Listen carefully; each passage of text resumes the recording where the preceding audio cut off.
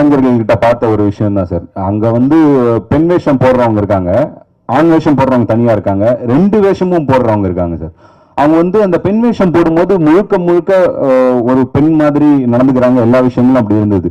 அவங்க திடீர்னு ஒரு ஒரு அர்ஜுனனோ உள்ள சூர வேஷமோ போட்டு வரும்போது அவனோட பாடி லாங்குவேஜ் வந்து திடீர்னு வேற ஒரு ஆளா டிரான்ஸ்ஃபார்ம் ஆகி நிக்கிறாங்க.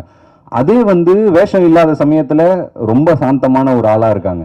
இந்த டிரான்ஸ்ஃபர்மேஷன்ஸை வந்து நம்ம அழகா வந்து பிரதிபலிக்கணும்னு முயற்சி அவங்க கிட்ட இருந்து இன்ஸ்பயர் பண்ணது தான் சார். சார் அது வெறும் இன்ஸ்பயர் சொன்னீங்க. ஆக்சுவலாக நீங்கள் அந்த வேஷம் போடுறதுக்கு முன்னாடி வெறும் அப்பா பையனாக இருக்கீங்களா அந்த கூத்து கற்றுக்கிறதுக்கு முன்னாடி? அப்போ கூட ஆனால் அழகா நீங்கள், ஆனால் நீங்கள் அந்த லேடி கட்டை போட்ட பிறகு உங்கள்கிட்ட அந்த நடை உடை பாவனை எல்லாரும் கிண்டல் பண்ணுற அளவுக்கு கொண்டு வந்தீங்க. இது என்னதான் நீங்கள் அவங்கள்ட்ட பார்த்து தெரிஞ்சுக்கிட்டீங்கன்னாலும் உள்ளுக்குள்ளாரில் நீங்கள் டிஃபரன்ஸ் பண்ணது தான் உங்களுக்கு பல விருதுகள் கிடைக்கிற அளவுக்கு இருக்குது. அது எப்படி பண்ணீங்க? ஏன்னா எல்லாரும்